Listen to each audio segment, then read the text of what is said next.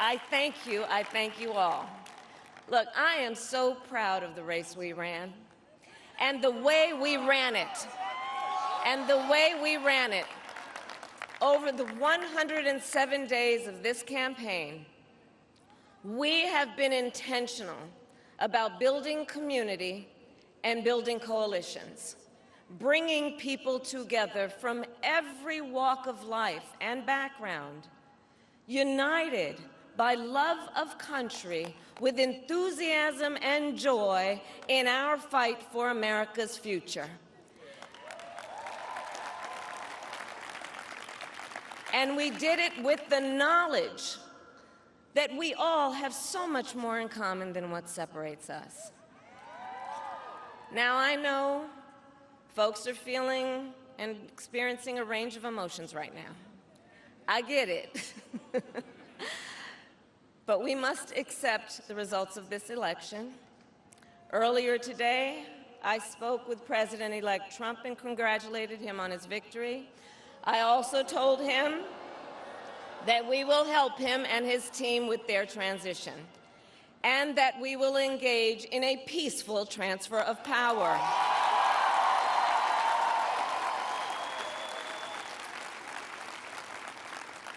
A fundamental principle of American democracy is that when we lose an election, we accept the results. That principle, as much as any other, distinguishes democracy from monarchy or tyranny. And anyone who seeks the public trust must honor it. At the same time, in our nation, we owe loyalty not to a president or a party, but to the Constitution of the United States.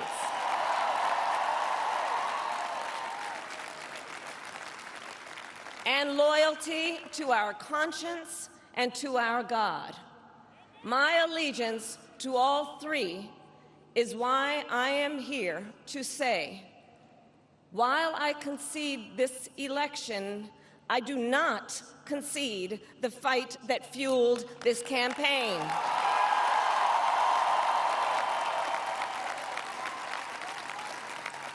The fight for freedom, for opportunity, for fairness, and the dignity of all people. A fight for the ideals at the heart of our nation, the ideals that reflect America at our best. That is a fight I will never give up.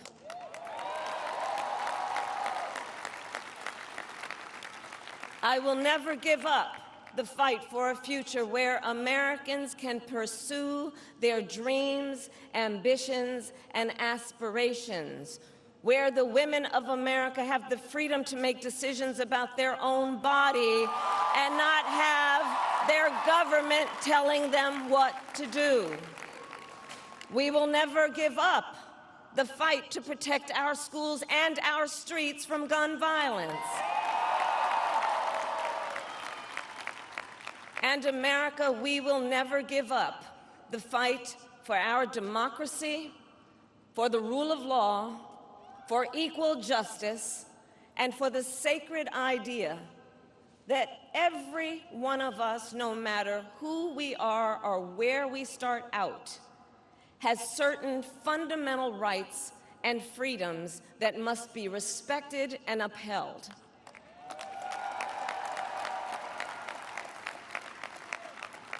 And we will continue to wage this fight in the voting booth, in the courts, and in the public square. And we will also wage it in quieter ways, in how we live our lives, by treating one another with kindness and respect, by looking in the face of a stranger and seeing a neighbor, by always using our strength to lift people up, to fight for the dignity that all people deserve.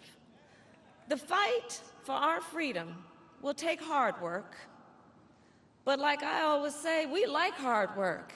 Hard work is good work. Hard work can be joyful work.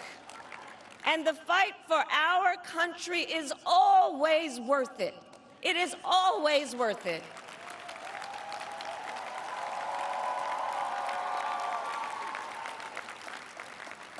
To the young people who are watching, it is, I love you.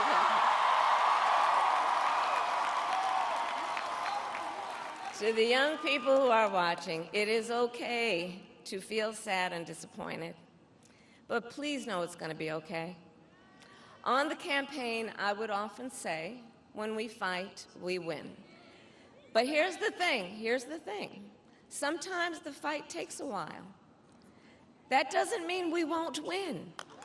That doesn't mean we won't win. The important thing is don't ever give up. Don't ever give up. Don't ever stop trying to make the world a better place. You have power. You have power. And don't you ever listen when anyone tells you something is impossible because it has never been done before.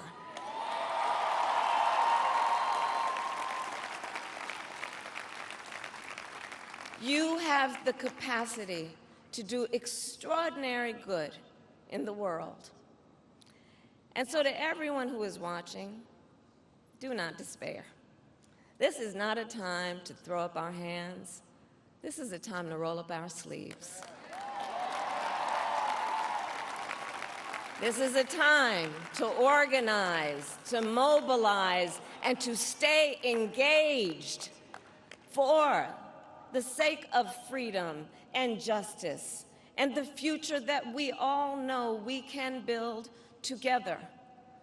Look, many of you know I started out as a prosecutor, and throughout my career, I saw people at some of the worst times in their lives, people who had suffered great harm and great pain, and yet found within themselves the strength and the courage and the resolve to take the stand, to take a stand, to fight for justice, to fight for themselves, to fight for others. So let their courage be our inspiration.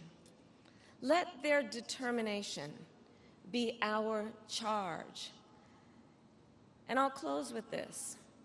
There's an adage an historian once called a law of history, true of every society across the ages. The adage is, only when it is dark enough can you see the stars. I know many people feel like we are entering a dark time, but for the benefit of us all, I hope that is not the case.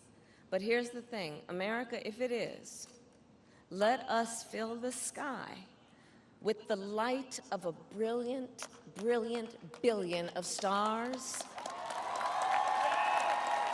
The light of optimism, of faith, of truth, and service.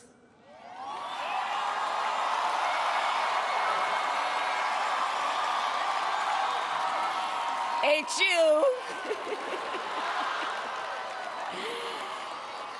And may that work guide us, even in the face of setbacks, toward the extraordinary promise of the United States of America.